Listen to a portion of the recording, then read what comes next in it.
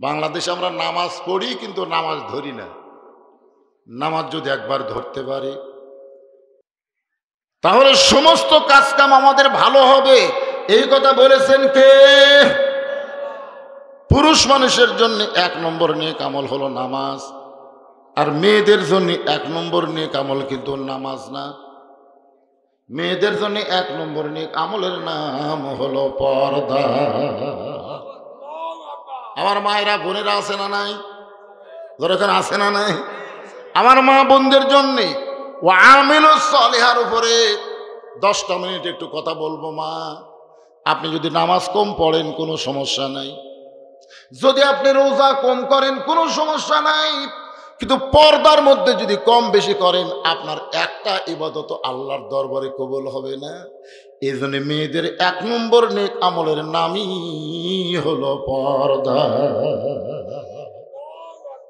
গভীর রাত্রে খাদিজাতুল কুবরা আল্লাহ নবীর হাতখানা বুকের মধ্যে নিয়ে কাঁদতেছেন। রাসূল বলে, খাদিজা কান্দার কারণ? খাদিজা বলে, রাসূলুল্লাহ, যে কোনো সময় আমার মৃত্যু হবে, আমি মরে গেলে আমার খবর কি? এই খবরটা কি আপনি জানাবেন না? আল্লাহ রাসূল খাদিজার কপালে একটা চুম্বন দিয়ে বললেন, খাদিজা, আপনি মরে গেলে আপনার খবর কি যদি জানতে চান তাহলে শোনেন। এই দুনিয়াতে 10 জন পুরুষকে আল্লাহর জান্নাতের সার্টিফিকেট দিয়েছে। পুরুষের মধ্যে 1 নম্বর আবু বকর, 2 নম্বর ওমর, 3 নম্বর ওসমান, 4 নম্বর আলী, 5 নম্বর আব্দুর রহমান ইবনে আওফ, 6 নম্বর জুবাইর, 7 নম্বর তালহা, 8 নম্বর সাদ ইবনে আবি ওয়াক্কাস, 9 নম্বর আবু সাঈদ, 10 নম্বর ওবাদা ইবনুল জাররাহ। এই 10 জনই হলেন পুরুষের মধ্যে আশারে মুবাশশারা। ও খাদিজা, আপনি জানেন না পুরুষের মধ্যে আল্লাহ যেমন 10 জন পুরুষকে জান্নাতের সার্টিফিকেট দিয়েছে, নারীদের মধ্যেও তেমন 10 জন নারীকে আল্লাহ জান্নাতের সার্টিফিকেট দিয়েছে। খাদিজা নবীর হাত চেপে ধরে বলে, রাসূলুল্লাহ, যেই 10টা নারীকে আল্লাহ জান্নাতের সার্টিফিকেট দিল, এই 10টা নারীর মধ্যে কি অধম খাদিজার নাম আছে? হুজুর, একটু বলেন তো, আমি খাদিজার নাম কি 10 জন নারীর মধ্যে আছে? আল্লাহ রাসূল মুস্তাহিদা বলেন, খাদিজা, পুরুষের মধ্যে 1 নম্বর হলো আবু বকর, আর নারীদের মধ্যে 1 নম্বর হলো খাদিজাতুল কুবরা। সঙ্গে সঙ্গে মা খাদিজা লাভটা বলতে, হুজুর, এই খবর আগে দেওয়া যায় না? হাই হাই, কি টেনশনে আছি আমি। আল্লাহ রাসূল বলে, খাদিজা, নারীদের মধ্যে 1 নম্বর জান্নাতি হওয়াতে আপনি খুশি হলেন। আপনি আমার বিবি, আপনার কাছ থেকে আমি জানতে চাই, নারীদের মধ্যে 2 নম্বর কে হলে ভালো হয়? পুরুষের মধ্যে 2 নম্বর ওমর, 2 নম্বর কে? 1 নম্বর আবু বকর, 2 নম্বর ওমর। তাহলে নারীদের মধ্যে 2 নম্বর কে হলে ভালো হয়? খাদিজা বলে, রাসূলুল্লাহ, নারীদের মধ্যে 2 নম্বর আমার কলিজার টুকরা ফাতেমা হইলে ভালো হয়। আল্লাহ রাসূল বলেন, খাদিজা, আপনার উদর থেকে আল্লাহ 4টা কন্যা দান করেছে, রোকেয়া, জয়নাব, কুলসুমা, ফাতেমা। আপনি অন্য 3টা মেয়ের নাম না বলে সরাসরি ফাতেমার কথা কেন বললেন? খাদিজা বলে, রাসূলুল্লাহ, আপনি বাবা হয়েছেন, আপনি বুঝতে পারবেন না, আমি মা হওয়ার কারণে বুঝতে পারি।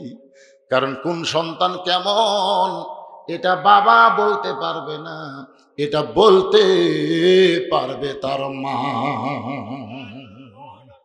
বাবা আনন্দে মাতিয়া সাগরে ভাসাইয়া সেই যে চইলা যায় খবর লয় না, মাজন ধরিয়া উদরে কতই কষ্ট করে, 10 মাস পরে পায় প্রসবের বেদনা, এমন দরদি ভাবে কেউ হবে না আমার মা গো।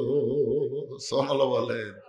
খাদিজা বলে, রাসূলুল্লাহ, আমার 3টা মেয়ে যখন গর্ভে ছিল, কুলসুমা যখন গর্ভে ছিল, আমি তখন গর্ভ বুঝতে পেরেছিলাম। আমার জয়নাব যখন আমার পেটের মধ্যে ছিল, আমি যে গর্ভবতী এটা বুঝতে পারছিলাম। আমার রোকেয়া যখন পেটের মধ্যে ছিল, আমি তখন বুঝতে পারছিলাম, আল্লাহর শপথ করে বলি, নবী গো, আমার কলিজার টুকরা ফাতেমা যখন আমার পেটে, আল্লাহ শয়নের স্বপ্নে যেন আমাকে জান্নাত বারবার দেখাইছে। ওগো স্বামী, আমি আপনার কাছে জোড়হাত করে বলি, আমার ফাতেমাকে আল্লাহ যেন 2 নম্বর দেয়। 1 নম্বর আমি, ফাতেমা 2 নম্বর যেন হয়। রাসূল চোখের পানি নিয়ে বললেন, খাদিজা, আপনি যতই জোড়হাত করে বলেন আপনার ফাতেমা জান্নাতি নয়, আপনার ফাতেমা জান্নাতি নয়। খাদিজা বলে, নবী গো, আমার ফাতেমা যদি জান্নাতি না হয় তাহলে ফাতেমার খবর কি? রাসূল মুস্কি হাসে বললেন, খাদিজা কাঁদবেন না, আপনার ফাতেমা কেন জান্নাতি হবে? ফাতেমা হবে জান্নাতি নারীদের নেত্রী। খাদিজা বলে, রাসূলুল্লাহ, সর্বপ্রথম ঈমান গ্রহণ করলাম, আমার যত সম্পদ ছিল আমি সব আল্লাহ দিয়ে দিলাম, এরপরে আল্লাহ আমাকে 1 নম্বর জান্নাত দিল, কিন্তু আমার পেটের মেয়ে ফাতেমাকে আল্লাহ কেন জান্নাতি নারীদের নেত্রী বানালো? এমন কি আমল ফাতেমা জীবনে করেছে যে আমল করার কারণে আল্লাহ ফাতেমাকে জান্নাতি নারীদের নেত্রী বানাইছে? আল্লাহ রাসূল বলে, খাদিজা রে, তোমার নাকের চেহারা, মুখের চেহারা, তোমার দাঁতের চেহারা, তোমার গায়ের রং, এটা দুনিয়ার বহু পুরুষ বলতে পারবে। ও খাদিজা, তুমি কি হিসাব করতে পারো দুনিয়ার কত পুরুষ মানুষ তোমাকে চিনে, কত পুরুষ মানুষ তোমাকে জানে? খাদিজা বলে, নবী গো, 40 বছর বয়সে আপনাকে যখন স্বামী বলে স্বীকার করলাম, ওই সময় মক্কার সবচাইতে ধনবতী রমণী হওয়ার পিছনে কারণ আমার অনেকগুলো ব্যবসা ছিল। এই ব্যবসা চালাইতে গিয়ে হাজার হাজার পুরুষের সঙ্গে আমার লেনদেন করতে হয়েছে। আমার চেহারা কেমন, মুখের সাইজ, নাকের সাইজ, দুনিয়ার হাজার হাজার পুরুষ বলতে পারে। আল্লাহ নবী বলে, খাদিজা, এখন আপনার কাছে আমার প্রশ্ন হলো, ফাতেমার নাকের সাইজ কেমন, ফাতেমার মুখের সাইজ কেমন, ফাতেমার দাঁত কেমন, গায়ের রং কেমন, এটা দুনিয়ার কত পুরুষ বলতে পারবে? খাদিজা কান্দার বলে, নবী গো, আমার ফাতেমা যখন দুনিয়াতে জন্ম নিয়েছে আমি নিজেই সাক্ষী, পর্দার ভিতরে তার জন্ম হয়েছে। আল্লাহ রাসূল বলে, ও খাদিজা, তুমি মা হইয়া ছোট্ট ফাতেমাকে পর্দার মধ্যে দেখেছ, কিন্তু আমি বাবা হইয়া বলতে পারি আল্লাহর নবী হওয়ার কারণে আমার ফাতেমা পর্দার ভিতরে বড় হবে, আমার ফাতেমা পর্দার মধ্যে বড় হবে। গভীর রাত্রে হযরত আলীর বুকে ফাতেমার মাথা বারবার কান্দের, বলে, স্বামী গো, আল্লাহ আমার দোয়া কবুল করেছে। আলী বলতেছে, দোয়া যখন কবুল হয়েছে তাহলে কান্দার কারণ কি? ফাতেমা বলে, স্বামী তুমি কি শুনতে চাইবা না কোন দোয়া আল্লাহ কবুল করেছে? আলী বলে, ফাতেমা রে, বুক থেকে মাথা তোলো, কেন কান্দো, কোন দোয়া তোমার কবুল হলো? ফাতেমা বলে, স্বামী রে, আমি সব সময় পর্দার মধ্যে ছিলাম, আল্লাহর কাছে বলেছিলাম, আল্লাহ এই দুঃখিনী ফাতেমাকে তুমি পর্দার মধ্যে কবুল করো। আল্লাহ আমার দোয়া কবুল করেছে। আলী ফাতেমার কবরে চুমা দেয়া বলে, ফাতেমা তোমার দোয়া যখন কবুল হয়েছে তাহলে আলহামদুলিল্লাহ, কান্দার কারণ কি? ফাতেমা বলে, জানো না, সেই রাতটা হলো আজকের রাত, আজকে রাতের মধ্যেই আমার মৃত্যু হবে।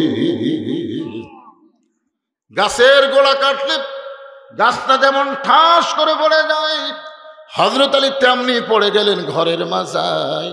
মা ফাতেমা আস্তে করে ওই স্বামীর মাথাটা উরাতের উপরে নিয়ে কপালে একটা চুম্বন দিয়া মুস্কি মুস্কি হাসতেছে, 2 চোখ দিয়ে দর দর করে পানি পড়তেছে, আর মুস্কি মুস্কি হাসি দেয়া বলে, স্বামী গো, আমি বিশ্বাস করি আপনি পৃথিবীর শ্রেষ্ঠ আলেম, আপনার চাইতে বড় আলেম কিয়ামত পর্যন্ত আর দুনিয়াতে কেউ আসবে না।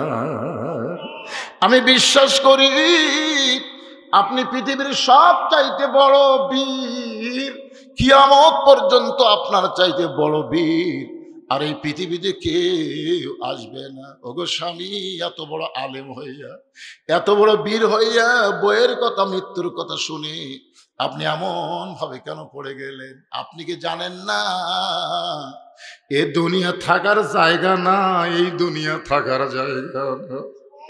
আপনি কি জানেন না এই দুনিয়াতে আসলে যাইতে হবে? যতই বড় বড় বিল্ডিং তৈরি করো মানুষ, যতই জায়গা জমি কিনো, কেউ থাকতে পারবো না। মিশে মায়াই বন্দি থাইকা, সবাই বলেন মিশে মায়াই বন্দি থাইকা করলাম কত খেলা। পশ্চিমে তাকিয়া দেখো তোমার জীবনের ডুইবা গেছে বেলা। এক পলকের নাই ভরসা, এক পলকের নাই ভরসা, মিশে সকল আশা। কখন বুঝি দারুণ ঝড়ে ভাঙবে তোমার বাসা। সবাই বলেন কিন্তু যেদিন ডাক পড়িবে, সবাই বলেন না কেন? কিন্তু যেদিন ডাক পড়িবে কবর মাঝে যাইতে, জোগাড় কিছু করছো রে মানুষ তার মাঝে বিছাইতে। ডানে কবর বামে কবর, ডানে কবর বামে কবর, নিচে কবর আছে যে। ওপর দিকে সাইয়া দেখো পাগল, ওপর দিকে সাইয়া দেখো বাঁশের ছাউনি দিছে কে। এমন আযাব দিবে রে ভাই কবরের ওই মাটিতে, গলা ফেটে রক্ত ঝরবে আমার চিৎকারের ওই চোটেতে। ফাতেমা বলে স্বামী গো, এমন করে কেন কাঁদতেছেন? এই দুনিয়াতে আসলে যাইতে হবে, আপনি কি মানেন না? আলী বলে ফাতেমা, 6 মাস আগে নবী দুনিয়া থেকে চলে গেছে, মাত্র 6 মাস আগে নবী চলে গেছে। তোমার 2টা সন্তান হাসান হোসেন। আল্লাহ নবী বলেছেন সাহাবীরা রে, আমি চলে যাওয়ার পর তোমরা যত সাহাবী রয়েছে সমস্ত সাহাবী মিলে যে কষ্ট পাবে তার চাইতে বেশি কষ্ট আমার হাসান হোসেনের হবে। আল্লাহর নবী বলেছেন আমার সমস্ত সাহাবী মিলে আমি নবী বিদায়ের পরে যেই কষ্ট পাবে আমার হাসান হোসেন তার চাইতে বেশি কষ্ট হবে। ফাতেমা রে, মাত্র 6 মাস আগে নবী চলে গেছে, এখন তুমি যদি গভীর রাত্রে মৃত্যুবরণ করো, তুমি বলো ফাতেমা তোমার হাসান হোসেনকে কে সামাল দিবে? 2 সন্তানের চোখে নানা নানা বলে কাঁদতে কাঁদতে ঘা হয়ে গেছে। ও ফাতেমা এখন যাইও না, এখন যাইও না। ফাতেমা স্বামীর চোখের পানি মুছে দিয়া কয়, মৃত্যুর তারিখ যদি একবার ঘোষণা হয় ওই তারিখ আর রদ বদল করা সম্ভব না। আমি চলে যাওয়ার পর আমার 3টা চাওয়া আপনাকে পুরা করতে হবে। 1 নম্বর চাওয়া হলো রাতের অন্ধকারে মৃত্যুবরণ করলাম, রাতের অন্ধকারেই আমাকে দাফন করা লাগবে। আমার 2 নম্বর চাওয়া হলো আমার কোনো জানাজার ব্যবস্থা করা লাগবে না, কারণ আপনি দোয়া করলেই আমার 8টা জান্নাত হয়ে যাবে। আমার 3 নম্বর চাওয়া হলো আমার লাশটা খাটনিতে তুলবেন না। আমি ফাতেমা হিসাব করে দেখলাম 4 জন মানুষ খাটনি কাঁধে নিবে, এমন 4 জন দুনিয়াতে আমি খুঁজে পাইলাম না। আমার বাবা যদি থাকতো দুনিয়ায়, মরা মেয়ের লাশের খাটনি বাবা কাঁধে নিবার পারত। আমার হাসান হোসেন যদি বড় হইতো, মায়ের লাশের খাটনি কাঁধে নিবার পারত। আমার বাবা নাই রে, বিদায় নিয়েছে। হাসান হোসেন এত ছোট, ওদের কাঁধে আমি মা উঠবার চাই না। আপনি শুধু আমার লাশটা কাঁধে করে নিয়ে জান্নাতুল বাকির পূর্ব কোণায় সবুজ রঙের একটা বাতি জ্বলবে, ওই বাতি বরাবর আমাকে দাফন করবেন। ওগো স্বামী, দুনিয়ার কাউকে আমার কবর খুঁড়তে বলবেন না। যদি কেউ কবর খোঁড়ে তাকে কবরের কথা বলতে নিষেধ করে দিবেন। গভীর রাত্রে হযরত আলী ফাতেমাকে জান্নাতুল বাকির পূর্ব কোণায় দাফন করে আল্লাহর কাছে বলতেছে, আল্লাহ আমার ফাতেমাকে তুমি কবুল করে নাও। দোয়া শেষ করে তাকায় দেখে সামনে কয়েকটা পুরাতন কবর দেখা যায়। এই মাত্র কবর দিল ফাতেমার, সেই নতুন কবর গেল কোন জায়গায়? আলী জান্নাতুল বাকি দৌড়ায় আর কান্দে বলে, ফাতেমার কবর, ফাতেমার কবর কোথায় রে? ফাতেমার কবর। কে যেন দূর থেকে ডাক দে বলে, আলী রে তুমি কি জানো যারা দাফন করেছো পর্দানিশি, আমি আল্লাহ তার পর্দাকে কবুল করে কবরটাকেও কিয়ামত পর্যন্ত পর্দা করেছি। আমার মায়েদের জন্য বলতেছি, মা ওই ফাতেমার সঙ্গে যদি জান্নাতে যাবার চান তাহলে 1 নম্বর নেক আমল হলো পর্দা।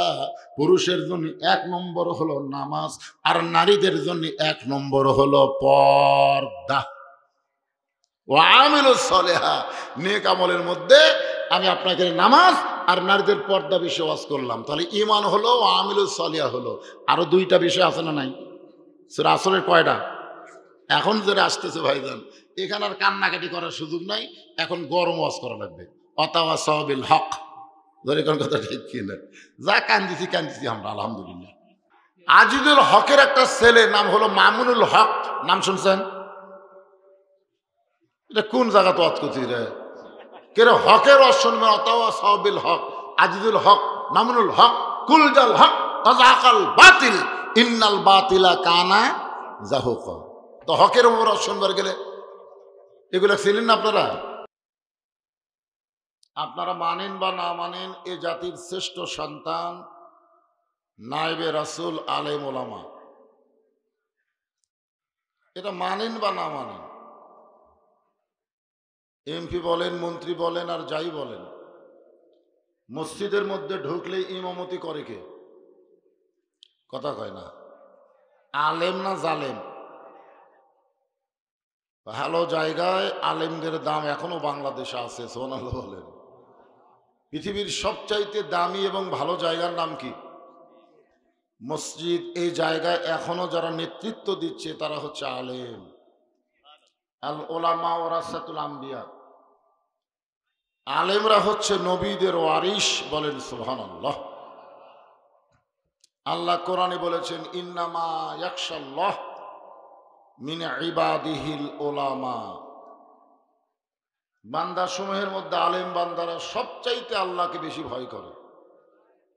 আর আল্লাহকে যারা বেশি ভয় করে তাদের খবর কি? ইন্না আকরামাকুম ইনদাল্লাহি আতকাকুম। ওই ব্যক্তি সবচাইতে বেশি সম্মানিত হয় যার কলিজার মধ্যে আল্লাহর বেশি ভয়। যখন সুবহানাল্লাহ। এগুলো সব কিছুকে বাদ দিয়ে সময় মতো আমার সামনে যেনারা বসে আছেন, যেনাদেরকে এক নজর দেখার জন্য আল্লাহ অসংখ্য রহমতের ফেরেশতা নাজিল করেছেন। সুবহানাল্লাহ বলতে কি হয়? আপনারা কি ফেরেশতা দেখতে গেছেন? ফেরেশতারাই আপনাকে দেখতে পারেছে। মাটির মানুষকে আল্লাহ সৃষ্টি করিয়া ঘোষণা করিলেন আল্লাহ শ্রেষ্ঠ বলিয়া, তাই নূরের ফেরেশতা করে মানুষকে সেজদা, সবার চেয়ে দিলেন মাটির মানুষকে সম্মান। আল্লাহু আকবার। আমার সঙ্গে সকলে বলেন, আল্লাহু আল্লাহু তুমি জাল্লে জালালুহু, শেষ করা তো যায় না গেয়ে তোমার গুণগান। আমি আমার অন্তরে অন্তঃস্থল থেকে আপনাদের সবাইকে শুভেচ্ছা জ্ঞাপন করছি।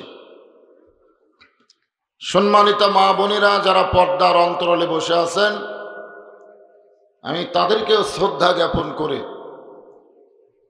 এই মুহূর্তে জানতে চাচ্ছি আপনারা সকলে কেমন আছেন?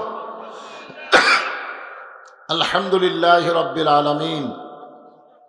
যে আল্লাহ শারীরিক সুস্থতা দান করে মানসিক প্রশান্তি আসলে কেমন আছেন এটা দুই রকম, একটা হলো শারীরিক আর একটা হলো মানসিক। বর্তমানে বাংলাদেশের মানুষেরা শারীরিকভাবে খুব ভালো আছে। এই করোনা যখন শুরু হলো, বর্তমান সরকার মানুষকে ভালো রাখার জন্য নানা রকম কর্মসূচি দিয়েছিল, জোরে কোন ঠিক কিনা? আমাদের শরীরটা যেন নষ্ট না হয়, ভালো থাকে, এই জন্য বর্তমান সরকার খুবই তৎপর। আগেকার চাইতে অনেক হাসপাতাল বেশি হয়েছে। রোগ হলেই সঙ্গে সঙ্গে ডাক্তারের কাছে আমরা যাই, আমাদের রোগ সারা। এটা হলো দেহের রোগ, জোরে কোন কিসের রোগ? কিন্তু মনের খবর কি? মনে যদি পচন ধরে, গন্ধ কিরে পাওয়া যায়, চোখে তারে যায় না দেখা, ওষুধ দিবা কোন জায়গায়? হিয়াতাজ একটা মানুষ দেখবেন তেলা পোকা দেখে ভয় করে, আছে না নাই? আবার চিকন চাকন একটা মানুষ বিষাক্ত সাপ দেখে খেলা করে, বিষাক্ত সাপ হাতে নিয়ে খেলা করে। আপনারা বলেন তো এটা কি দেহের জোরে না মনের জোরে? সবাইকে বলতে হবে দেহের জোর না মনের জোর। বর্তমানে আমাদের বাংলাদেশে আমাদের মনের জোর একেবারেই নাই। একটা জোরে গল্প করবে সেই সাহস নেই, চারিদিকে তাকায় ফিস ফিস করে কথা বলে আর কয় দেওয়ালের কান আছে। আপনার বলেন তো দেওয়ালের কান আছে কথা বলা ইমান না শিরক? এ কথা কিন্তু আমরা মাঝে মধ্যেই করি। আগে চারিদিকে তাকায়, তারপরে ফিস ফিস করি দেওয়ালের কান আছে। এই যে আমাদের মনের অবস্থা এরকম দুর্বল হলো, কারণ কি? হ্যাঁ, যারা এখানে বসে আছেন শরীর মোটামুটি আলহামদুলিল্লাহ, মানসিক ভাবেও যেন আমরা ভালো থাকতে পারি, এ চেষ্টা আমাদের করার দরকার আছে না নাই? জোরে করে আছে না নাই? যে আল্লাহ শারীরিক সুস্থতা দান করে দিনের বেলার মাহফিলে আমাদেরকে উপস্থিত হওয়ার তৌফিক দিলেন, আমরা সে আল্লাহর উপরে খুশি হলাম না বেজার হলাম? তাহলে জবান খুলে সমস্বরে সকলে বলবো রব্বানা লাকাল হামদ হামদান কাসীরান তাইয়িবান মুবারাকান ফিহি। আমরা সে আল্লাহর প্রশংসা করলাম যে আল্লাহ সন্ন্যাসী ধন্দাকোলা গ্রামে জন্ম নেওয়ার পরেও আমাদেরকে মুসলমান হিসাবে কবুল করেছেন। খুশি হননি? আল্লাযী আরসালা রাসূলাহু বিল হাক্কি বাশীরান ওয়া নাযীরা ওয়া দাঈয়ান ইলাল্লাহ বিইজনিহি ওয়া সিরাজাম মুনীরা। فقد قال الله تعالى في كلامه المجيد والفرقان الحميد।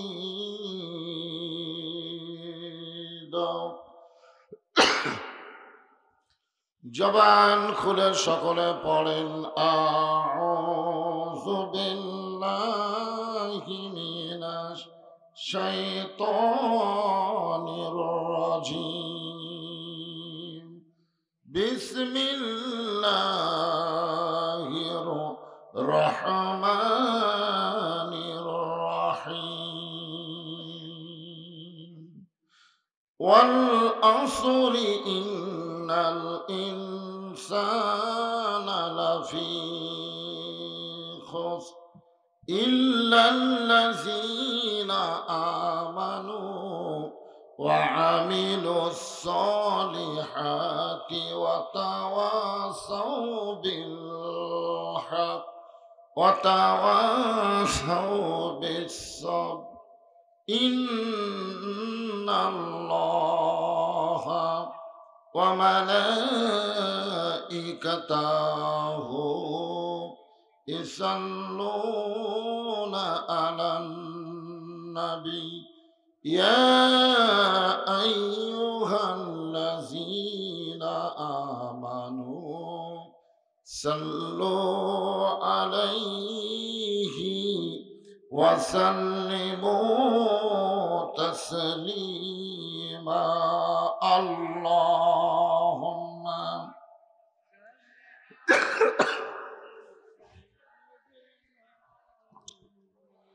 مولانا محمد وعلى علي سيدنا شفيعنا مشرق حب محمد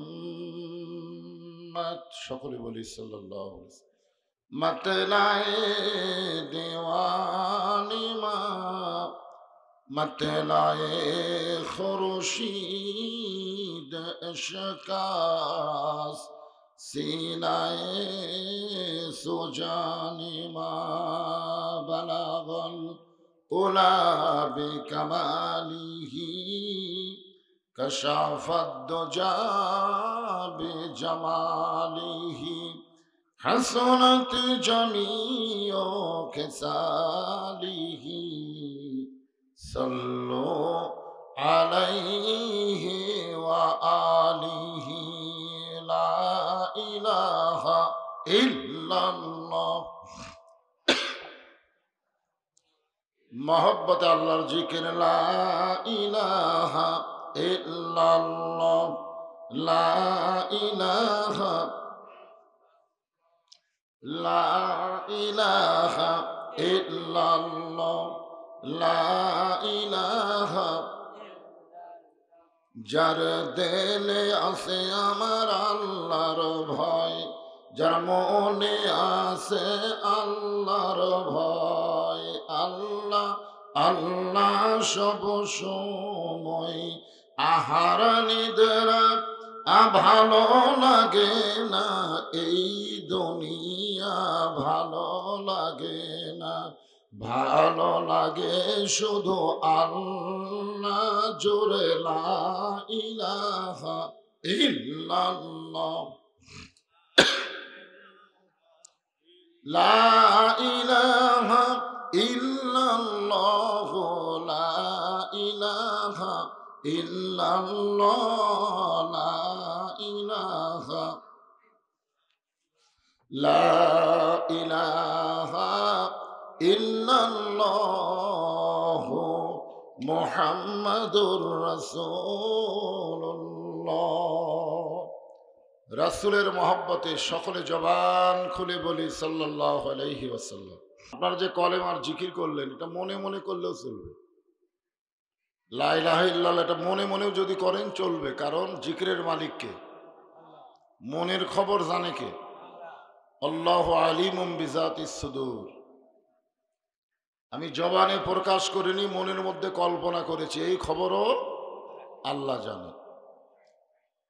দরুদের মালিক কিন্তু আল্লাহ না, দরুদের মালিক হচ্ছে মুহাম্মাদুর রাসূলুল্লাহ সাল্লাল্লাহু আলাইহি ওয়াসাল্লাম। আমাদের নবী কি আমাদের মনের খবর জানে? জানে না। মনের খবর শুধুমাত্র একজনই জানে, তিনি হলেন আল্লাহ। কোন পীর মাশায়েখ ওলি বাবা গাউস কুতুব কেউ মনের খবর জানে না, এমনকি আমাদের নবীও মনের খবর জানে না। যদি জানতো তাহলে মা আয়েশাকে নিয়ে জিবকের ঘটনা ঘটলো, এটা কি ঘটতো? ঘটতো না। আল্লাহ রাসূলকে অনেক মুনাফিক ধোঁকা দিয়েছে, রাসূলের জীবনী পড়ে দেখবেন অনেক মুনাফিক মাথায় টুপি মুখে দাড়ি পরনে জুব্বা, এরপরেও রাসূলকে ধোঁকা দিয়ে রাসূলের বিরাট ক্ষতি করেছে। যদি মনের খবর রাসূল জানতে তাহলে এই ধোঁকায় পড়তেন? মনের খবর শুধুমাত্র জানি কে?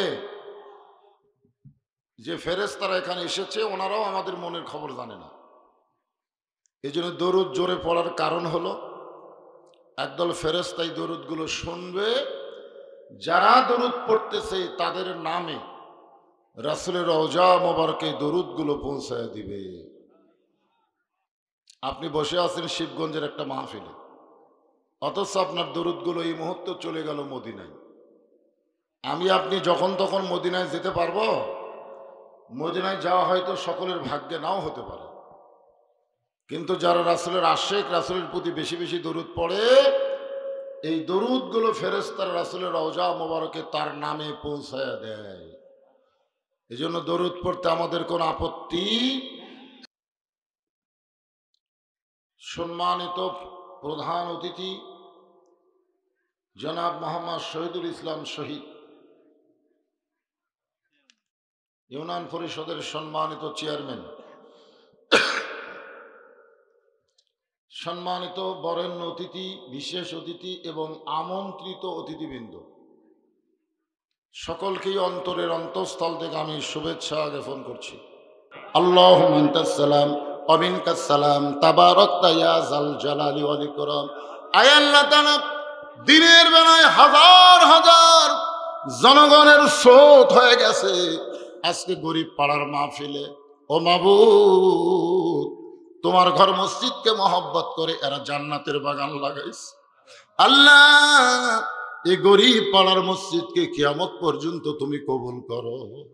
আজকে মসজিদে নগদে বাকিতে লক্ষ লক্ষ টাকা দান করেছে। হাজি সাহেব যত রড লাগবে সব দিবে। একজন 1 লক্ষ টাকা, 50,000, একজন 10,000, এভাবে 5,000, অনেক 10 টাকা, 20 টাকা, 100 টাকা, 500 টাকা, যে যা নিয়ত করে তোমার ঘরে করছে দান। আজকে মাহফিলের ওসিলায় সকলকেই জান্নাতি কবুল করে না। আল্লাহ, সূরা আসর থেকে যত সময় আলোচনা করলাম 4টা বিষয় ঠিক মতো ফুটে তুলতে পারলাম না। ঈমান, নেক আমল, হক এবং মুতাসাবিস সবরের উপর কথা বলেছি। আল্লাহ, মেহেরবানি করে বুঝ মোতাবেক কবুল করে নাও। যদি কোনো ত্রুটি বিচ্যুত হয় মাফ করে দাও।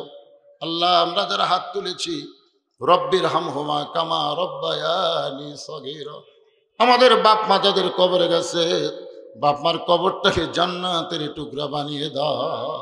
আল্লাহ, পর্দার অন্তরালে আমার মা বোনেরা আবিদা সালিহা পর্দানির কবুল করে মা ফাতেমার চরিত্র দান করে দাও। আল্লাহ, আমি অসুস্থ, আমার মতো অসুস্থ যারা হাত তুলেছে, আল্লাহ সকলকে সুস্থতা দান করো। আজকের মাহফিলের সভাপতিকে আল্লাহ তুমি কবুল করে নাও। সভাপতিকে আল্লাহ তুমি কবুল করো। আজকের মাহফিলের প্রধান অতিথি চেয়ারম্যান সাহেব অল্প সময়ের মধ্যে অত্যন্ত গুরুত্বপূর্ণ কথা বলেছে। আল্লাহ, তাকে তুমি জনগণের খাদেম হিসাবে কবুল করো। আল্লাহ, চেয়ারম্যান হায়াতকে বাড়ায় দাও। যেমন খেদমত করলে ওমর ফারুকের সঙ্গে জান্নাত পাওয়া যায়, আমার ভাইজানকে তেমন খাদেম কবুল করে নাও।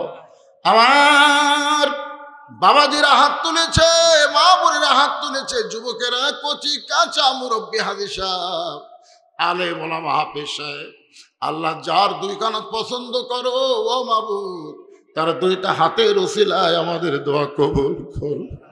কত মানুষের জানাজার নামাজ আমরা পড়েছি, এই 2 হাতে কত কবরে আমরা মাটি দিয়েছি। মরে যাব, সবাই মরে যাব। যেদিন আমাদের মৃত্যু হবে, দিনটা যেন জুমার দিন হয়, মাসটা যেন রমজান মাস হয়।